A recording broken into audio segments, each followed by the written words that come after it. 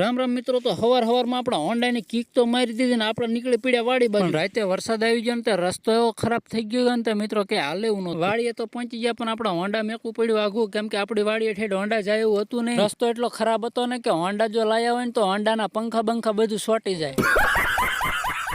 ભાઈએ પગપાળા હાલવાનું કહી દીધું ચાલુ ને આપણે ફાઇનલી વાડીએ પહોંચી ગયા, પણ વાડીએ રસ્તો એવો જ હતો. એટલે પેલા તો આપણે અહીંયા ચંપલ કાઢી નાખ્યા ને આ આપણો કપા જોવો કેવો ચમકાય છે ને આ આપણી રીંગણી ને આ આપણો ભીંડો. स्टार्ट करो।